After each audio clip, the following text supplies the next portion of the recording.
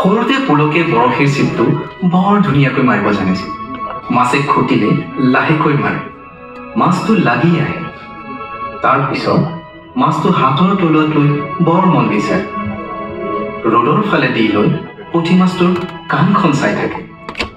সেই কাণখনত কেইবাটাও ৰং দেখা পায় বোলে, অলপ অৰেঞ্জৰ লগত কোবাল্ট ব্লু বা কেতিয়াবা।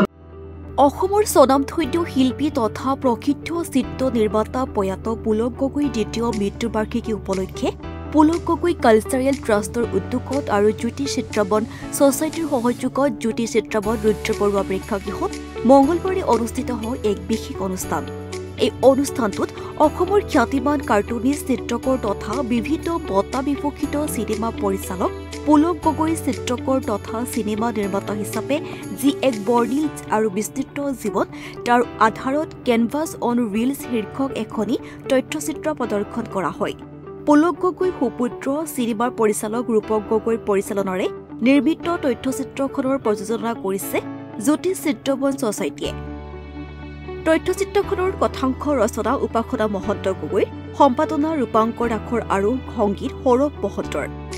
অনুষ্ঠানৰ আৰম্ভণিতে বহুকেইগৰাকী বিশিষ্ট ব্যক্তিয়ে পুলক গগৈৰ প্ৰতিকৃতিত মাল্যাৰ্পণ, পুষ্পাঞ্জলি আৰু বন্তি প্ৰজ্বলন কৰাৰ পাছতে প্ৰসিদ্ধ নৃত্যগুৰু উপাসনা মহন্ত গগৈৰ দ্বাৰা সত্ৰীয়া নৃত্য প্ৰদৰ্শন কৰা হয়। তথ্যচিত্ৰ প্ৰদৰ্শনৰ অন্তত পুলক গগৈৰ দ্বাৰা পৰিচালিত চিনেমাসমূহৰ নিৰ্বাচিত গীতসমূহ পৰিৱেশন কৰা হয়। অনুষ্ঠানটো আঁত ধৰে ইন্দ্ৰজিৎ দাসে।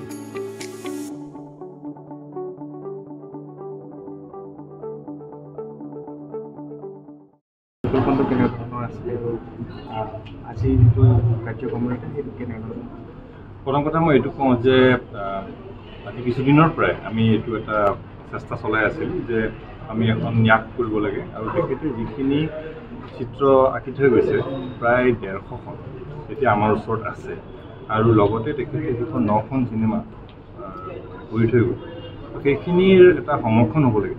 তো তাৰ কাৰণে আমি এই ন্যাসৰ জৰিয়তে সংৰক্ষণ কৰাৰ কথা এটা গুণাগথা কৰি আছিলোঁ। তো কেইজনমান আমাৰ এনেকুৱা ব্যক্তি যিসকলে এনেকুৱা ধৰণৰ আগবাঢ়ি আহে আমাক সহায় কৰিছে, আৰু সেইটো সময়তে জ্যোতি চিত্ৰবনৰ পৰা এনেকুৱা এটা সুন্দৰ এটা মানে প্ৰস্তাৱ আহিল যে তেখেতৰ ওপৰত এখন তথ্যচিত্ৰ হ'ব লাগে, আৰু যদিও লিমিটেড ফাণ্ডিং, বাট তেখেতৰ ওপৰত যে এটা ভাল কাম আৰম্ভ হৈছে মানে প্ৰিজাৰ্ভেশ্যনৰ কাৰণে, সেইটো কাৰণে মই জ্যোতি চিত্ৰবন আৰু ডাইৰেক্টৰ অফ কালচাৰেল এফেয়াৰ্ছৰ মই শলাগ লৈছোঁ। আৰু এইখন বেছিক এখন ইনফৰ্মেটিভ ডকুমেণ্টেৰী, য'ত তেখেতে কি ধৰণে কি ক্ষেত্ৰত তেখেতে পায়নিয়াৰ আছিলে সেইখিনি বস্তু অলপমান ইনক্লুড কৰা হৈছে। যেনে ৱাশ্বিংটনত প্ৰথম চ'ল' পেইণ্টিং এক্সিবিশ্যন পুলক গগৈৰ আছিল, বা প্ৰথম অসমীয়া কমিক বুক এখন পুলক গগৈ 1966 আৰম্ভ কৰিছিল, এনেধৰণৰ। জাহাংগীৰ আৰ্ট গেলেৰীত প্ৰথমখন এক্সিবিশ্যন অসমীয়া মানুহৰ তেখেতৰে আছে। তো এই কথাখিনি এইখনত অলপ সন্নিৱিষ্ট কৰা হৈছে, আৰু মই ভাবোঁ যে ৰাইজে চালে অলপ ইনফৰ্মেশ্যন পাব আৰু নেক্সট জেনেৰেশ্যন এটা ইনস্পিৰেশ্যন পাব।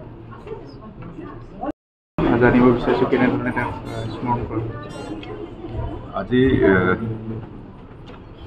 12 নৱেম্বৰ, আজিৰ দিনটো পুলকে প্ৰয়াণ হৈছে,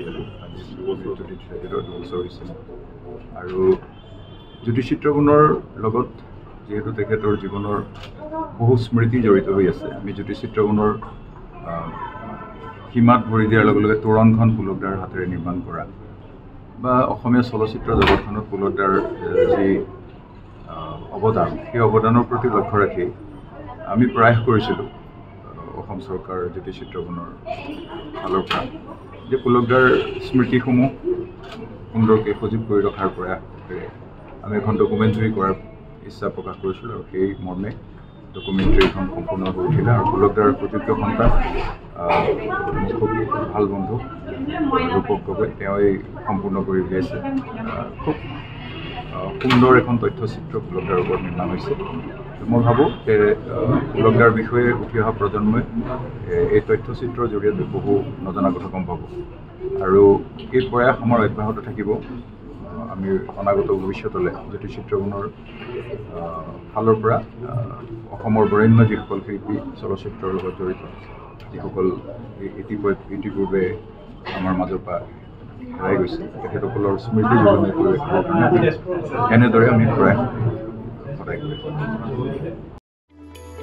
news desk report DB news.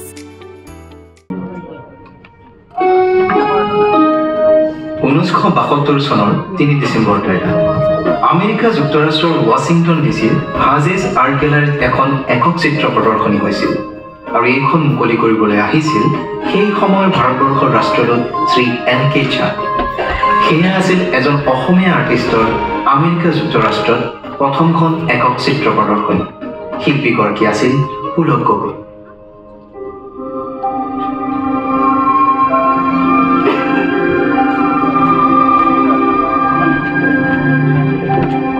Pulak Gogoi চিনেমাৰ মানুহ, ৰং তুলিকাৰীৰ খেলা মানুহ, এজন কাৰ্টুনিষ্ট, এজন গল্পকাৰ, একে আখেৰে ক'বলৈ গ'লে কেনভাছত মনৰ সৃষ্টিৰে সপোন সাৰ্থক কৰা মানুহজনে।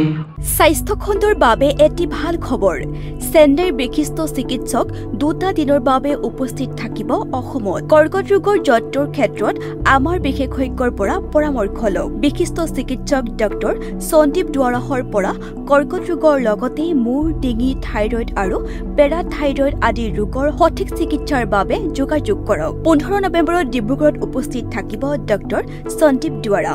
ডিব্ৰুগড়ৰ ঠিকনা হৈছে Apollo clinic FWQ8+ HX4 Assam trunk RD near ঈদগাহ গ্ৰাহম বজাৰ ডিব্ৰুগড় 01। উপস্থিত থাকিব দিনৰ 11 বজাৰ পৰা সন্ধিয়া 4 বজালৈ। যোগাযোগৰ বাবে ফোন নম্বৰ হৈছে 8638812481 অথবা 7002033020। আনহাতে 16 নৱেম্বৰত উপস্থিত থাকিব তিনিচুকীয়াত। ৰাতিপুৱা 11 বজাৰ পৰা সন্ধিয়া 4 বজালৈ উপস্থিত থাকিব ডক্টৰ গৰাকী। তিনিচুকীয়াৰ ঠিকনা হৈছে Apollo clinic Nilima apartment Rangagora RD opposite hotel Jyoti Tinsukia 25। যোগাযোগৰ বাবে ফোন নম্বৰ হৈছে 7086444200 অথবা 7002033020। গতিকে কৰ্কট ৰোগৰ লগতে মূৰ, ডিঙি, থাইৰয়ড আদি ৰোগৰ বাবে যোগাযোগ কৰক ডক্টৰ সন্দীপ দুৱাৰাৰ সৈতে।